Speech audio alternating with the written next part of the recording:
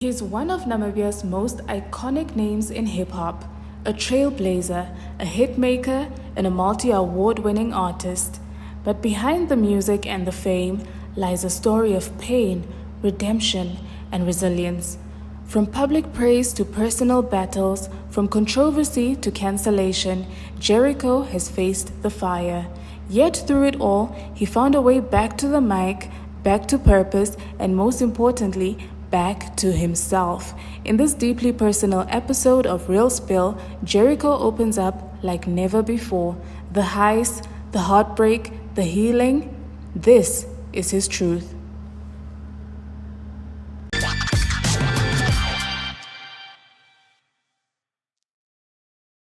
Welcome to Real Spill with me, Esther Kamati, where we get to chat to your favorites, the movers and shakers within Namibia's music and entertainment industry. Today we are joined by the one and only Check Kuzbek. Hey, Check Kuzbek. Oh, it's Jay Twizzle in the building. How are you doing? I'm okay, madam. What an intro. I'm good, man. How are you? You good? I'm very well, Awesome, thank man. you. Awesome. All right, so getting right into it, Jericho, you're not a new face to the screens of people watching at home. You're not a new voice to people who might be listening as well. But let's get to, the very beginning. You rap about it in some of your songs. You talk to us about, brown sugar with the brown bread. Take us back to your earlier years and your upbringing. What are some of the moments that stuck with you, and what was it like? Take us to, a 12-year-old Jericho. What was life like for you back then? I go by the name of Jericho Jerome Surikup Tamarane, governor born and raised in the back streets of Katatura, Malakadrai. I was raised by my single mother. Although I do know my father though, he was a bass guitarist, so he used to move around too much. It was not really much into my life. But I was also raised in a three-circle of life, which is Vinduk, Chumet, my mother's mother, and my father's mother, in Valvis by Naraval, which is a colored. Nama colored, of course. My earlier days, primary school, I was at Bet El Primary. From Bet El, I moved to Moses van der Bijl. My high school days started off at Koreangap High. From Koreangap, got suspended, moved on to Shifidi High. Shifidi High got suspended, moved to Jan Jongar, and from Jan Jongar, I ended up into the big house, the Slammer. My musical career was basically, music has always been part of me. Like I said, my father was a musician. Yeah. So this, my whole background is musical. Father, musician. I have uncles and aunties. My grandfather was a saxophonist. I've got uncles playing piano. I've got uncles playing guitar. So music has always been in the bloodline. My musical career started as a dancer, primary school, high school actually. Okay. Yes, I used to be a dancer. Remember back in the days when Michael Jackson, we used to beat it, Billie Jean on those beats, and MC Hammer with Vanilla Ice with Ice Ice Baby. Before I went from a dancer to a singer. I was from a group called, I don't know, back in the days we used to follow Boys to Men with Benny Kamati, Luke the Duke, and all them, Michael Nafidi. So you started R&B? Of course, I used to be the bass in the squad. And then Slammer came, and when I came out, that's when I started doing my own musical thing. So from my early days, ever since, it has been music. I've never really had a job in my life as well. It has been music. Yeah, so there was no way of escaping the music. It was all around you. It was in your blood. Exactly. All right, and I learned something new today. I also went to Moses van der Bijl. So yeah. Okay. So that's interesting. I can tell people Jericho and I went to the same school. All right, so you have been in the music industry for years, as I said in the beginning. You've mainly been pushing, hip hop in the country, and it's what we know you for, the lyrics. You've always been, relatable and authentic in telling your story. Why did you make it a point to, sort of use yourself as inspiration through your lyrics? It's like you're telling us a story about you, but somehow you managed to inspire others out there as well. It was intentional. It was intentional. And like I said, my music has always been a guide, not just to myself, but to people that relate to it. That's why you hear in Helele, in the song Helele, I've always said that this is not me speaking, this is God right here. Yeah. You know what I'm saying? Because it's spiritual. The reason why I keep on talking about myself, my life, is because everybody else is going through it, because it's the struggle in the hood is because people can always relate to it. And having the grip of knowing that when I got the attention of people liking it, I exactly knew that this is the path. Yeah, this is the path of being conscious with whatever you write. Always bringing out the best of what people can relate to. And you know, like I said, I've never really had a job. This became my job. It's like when I dropped my first single, check was back, and the tension was there, and the radio station started giving me, and then the fans, and I first got my first paycheck. I officially knew that this is what I wanted to do, but then I had to strategize it, and I had to put it into a certain path, knowing that, listen, the more you talk about these changes that needs to be made, the more people like you, so that's what it is. And that's where the whole conscious mind thing comes in. I can rap about space and other things, but I mean, I want to be remembered for being part of the greatest, if I'm not the greatest. So we all know that music in this country is not easy. We have musicians that have to take a full-time job and do music on the side. And, you know, how do you stay motivated to keep putting out music? How I get motivated, the fact that, you know, I know that this is a job. It's like any person that stands up in the morning to go hustle, to put that 9 to 5, food on the table, for instance. I need to stay relevant with whatever I do. So what keeps me going is basically the fact that I have to keep releasing music all the time. If I don't do that, then things are not going to be happening. I need to be in people's faces at all the time. I need to be show my relevancy for my creativity, from where my craft is coming from. If I don't do that, then my music is basically going to die out. The fact that I have family and I have kids behind me that looks up to me and that I need to support. I've never really had a job in my life before. So this is my job. I have to stand up every day. I have to make sure that I have new music out. I have to make sure that I'm on those social media platforms with my music in people's faces. I have to make sure that, you know, I'm in the studio bringing out my music to the radio stations. I have to make sure that I'm in the faces of the promoters. I have to make sure that I get booked for events to make that money. So this is my job. This is all I've ever known. And, you know, for me to stay relevant, I need to keep staying in the studio. You need to be visible. Yes. And also, as the fans won't leave you alone, because And what do you also, mean you're quiet? Exactly, we need music. that also. So, you know, the fact that I know that I've got fans behind me that looks up to me as well. Not just musically, because now, you know, I'm also a motivational speaker as well. Yes. So it combines into one. It's just not music, it's music. Plus the fact that I bring out that positivity to the kids as well. Yeah. And that leads me to my next question. Oh, okay. You are part of this mentorship program. It's called the 4x4 project. Yes. Take us through, you know, what this project means to you and the contribution that you bring to it. It's the change to turn the boy child into a man. You know, most of our households don't really have men anymore. 80% of households, kids for instance, are being raised without a mother, either a mother or a father. In most cases it has to do with the father figure. The fact that the reason why I joined this is I need to say thank you to my sister for introducing this whole concept thing to me, to Set Boys, the founder of this initiative. I'm being used as the ambassador because of the past experiences that I have with life concerning the drugs and the alcohol days of mine. I've been clean for the past 3 years now. The fact that musically I've got fans, I've got people looking up to me, they felt that I'm the right person to talk to the boy child with. You know what I'm saying? For me, it's a very, very personal journey. It's very, very personal for me to be part of this initiative.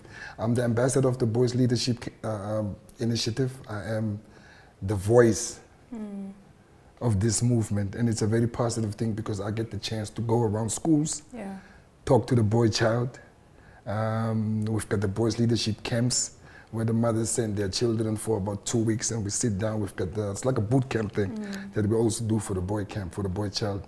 And then we just have normal conversations, drugs, alcohol, and gender-based violence against women, and how to be a man.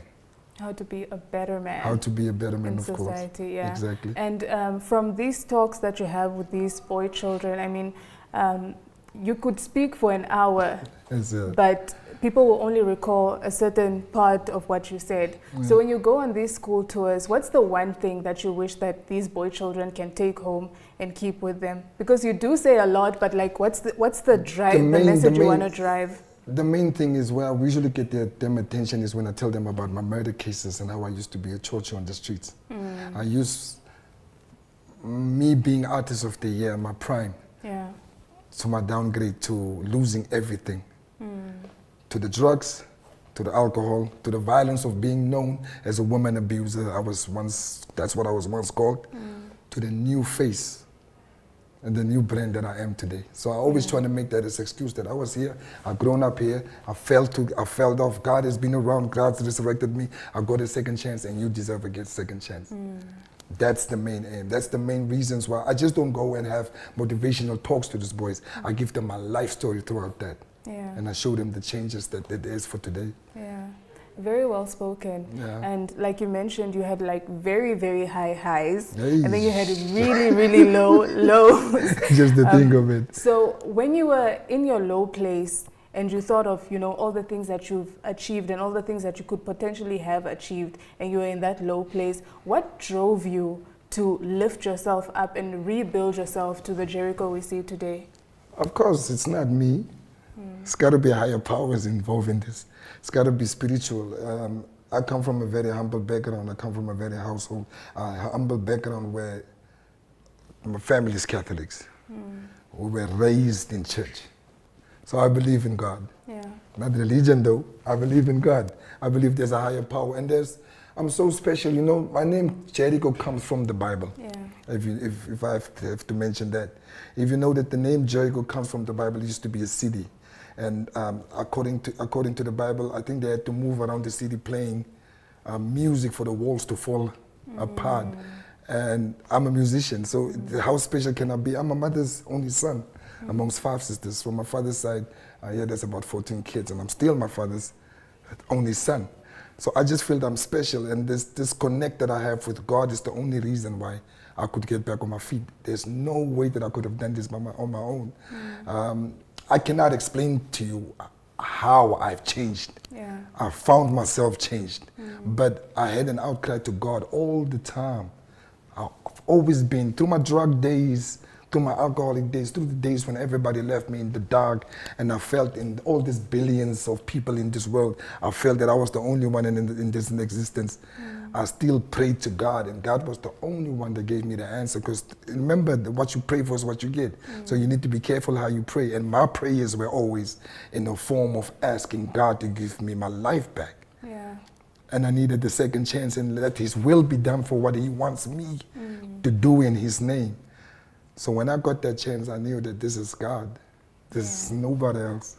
Very beautifully said. Yes. And that drives me to my next question as well. You know, there was a point where we saw a shift in the type of music that you were putting out, and you were more you're putting out more spiritual or more faith-based music. Yes. So what shaped that transition? It's growth. And what was the process like? How did your fans receive, you know, that new sound that you're putting out?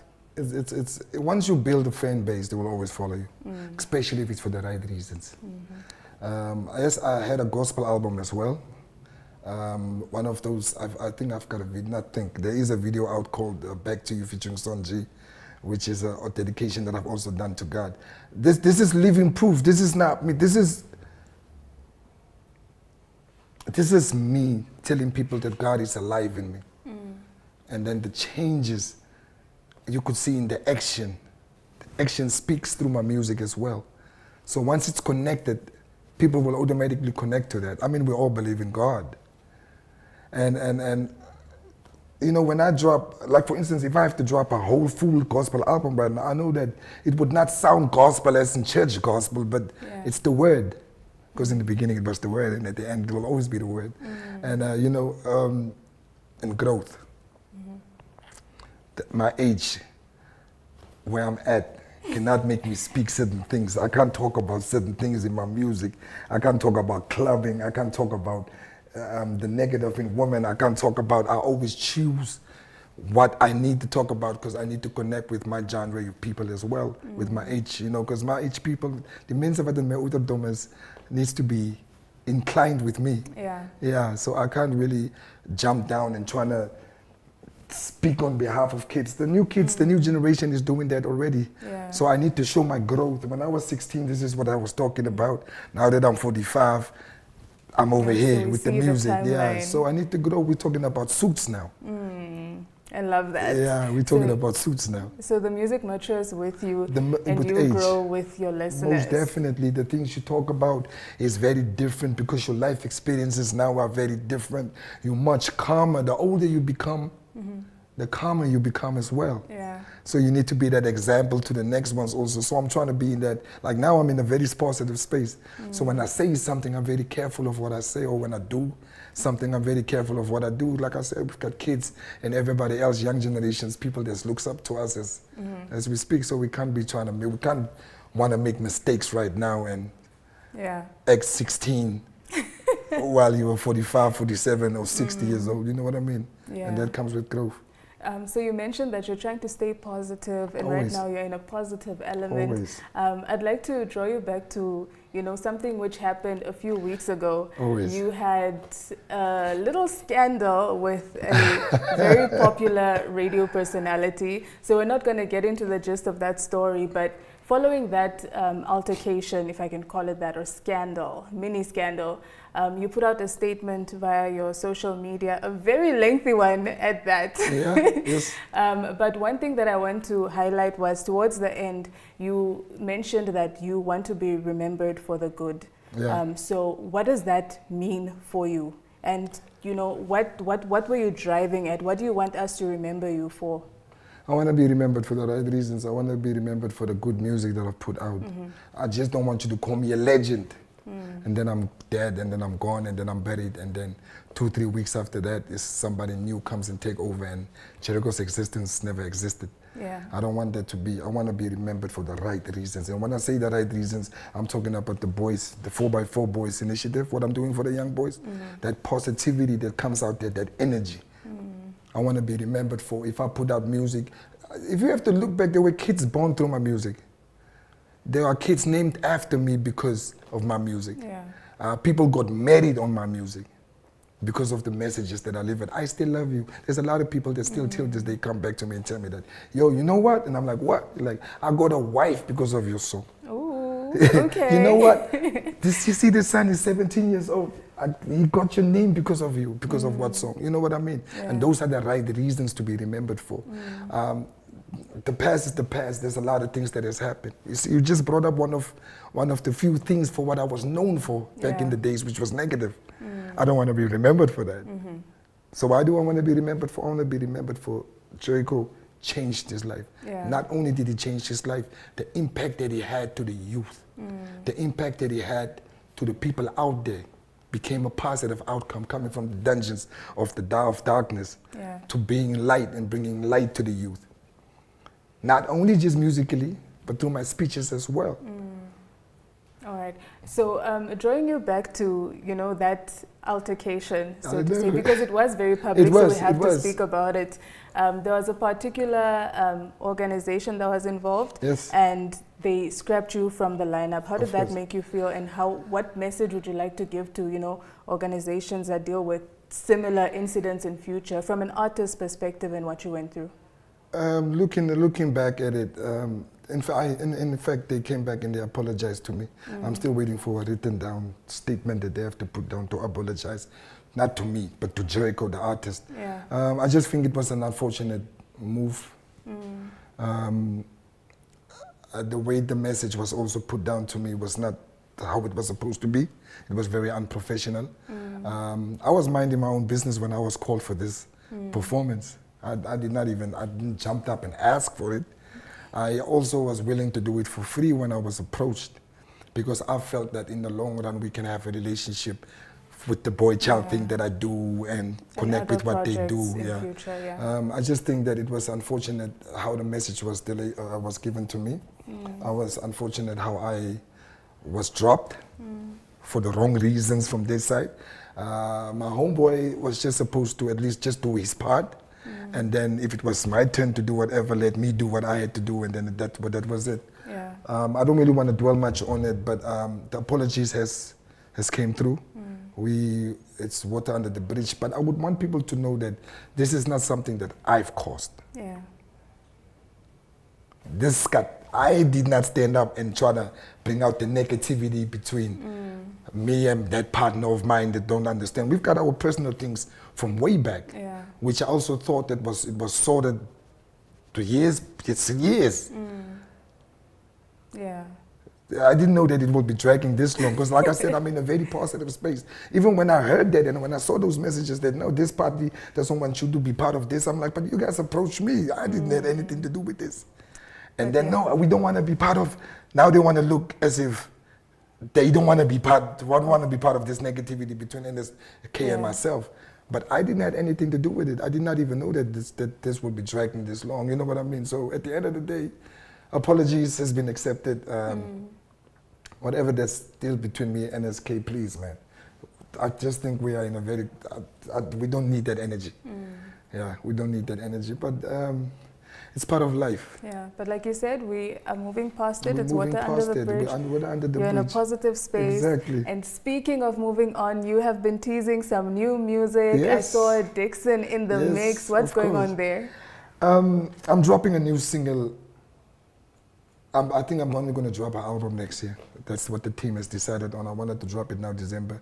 But I'm going to be dropping a new single called Clap with the video, which is a very, very brilliant song for December, for the party goers, of course. Yourself. Yes. I'm very much impressed. Plus the fact that I don't have any artist that I'm featuring on it and I'm doing it by myself. Makes me feel good about it as well. Because I don't want people to say like, now that he's back, he's holding on somebody else's. No, I'm doing it by myself. Plus to add up with, we just dropped a video. No, today's Wednesday. Can I say dates? Yeah, that's fine. Yeah, today's Wednesday. We're dropping a new video today. Okay. Yeah, a boy of mine called Jita from the north. He's well known in the north, featuring J Twist, me, myself, and I. The song is called The Weekend, a very, very brilliant song as well. Before the year ends, I'm going to give you 3 videos. Yeah, but you're onto something. Now you're dropping The Weekend, and then we're hearing there's a December song coming. Yes. We're here for the vibes. I'm also introducing a new artist called Ash Money. Is from Ludrich, is also very, very, very, very talented. He's like Drake, he can rap and he can sing. Plus he produces his own music, he mixes and masters his own music. He doesn't really need me. But yeah, I just felt I had to squeeze that in this interview. Yeah, and it's, I see what you're doing. You're touching, you know, different parts of the country. You have somebody coming through with a feature from the north, and you're bringing in a boy from Luderitz, and I love that. Yeah. Keep empowering, you know, the next musician and keep on doing what you're doing. But lastly, you are also on the lineup for the Makrisa Festival. Of course. Tell us about that. How do you feel to be part of that, you know, It's legendary. This is legendary. This is history in the making. We're talking about the old school, which is Rafael and Pele. And then we've got the new school in Makaisa now, which is T-Boss and Staker. If you have to look this out, this is what it used to be, and this is what it is right now. I'm just a supporting act. Okay. Yeah, I'm just a supporting act. But for me to be sharing the stage with both these parties, it's it's very brilliant. It's an amazing, amazing movement. This is where you give your flowers. Yeah. This is where you give your flowers for your support to come out in numbers and to be there to witness the greatest in Damara Punch, Makaisa. Yeah. It's not a tribalist movement, but especially for the Damaras. No, it's not tribalist. It's not tribalist. It's simply celebrating the culture itself, which is Makaisa, which is Damara Punch, and this is amazing, man. And we've got Cher and we've got O Webster as MCs for this event, which is also legendary MCs. So we're in for a good time. Of course, it's happening on the 18th. This coming Saturday, most definitely it's happening. It's going to be at Zoo Park. I want people to come out and support. I'm going to be doing new songs, in fact, as well. Okay. Yeah, I'll be giving you new songs because the catalog is too big, man. People are arguing every time I just drop the old songs and do new songs. They're like, nah, we want the old songs. Yeah. And if I keep doing the old songs, now we also want them. That's why I keep telling people, whenever you book me, you must book me big. Yeah, or maybe even full just book performances. 2 hours at least. Yeah, then we can do it. Then we can have a performance. All right, Jay Twizzle, thank you so much for joining us on Real Spill. What's your closing word to the people? It's the basics, man. It's the basics. I always give a shout out to those locked up in the prison cells. Change is good for any of us. Those in the hospitals, somebody that might have lost somebody right now. Keep your head up, keep in prayers, condolences. Let's just for better life to be in a positive space. We are losing out on this youth. We as parents, we need to fight for our kids. Let's be positive minded in whatever we do, always. And let there be peace, man. Yeah, let there be peace. Beautiful closing words. You heard it right from Jay Twizzle. This is Real Spill, and I am Esther Kamati. See you again next week, same time, same channel.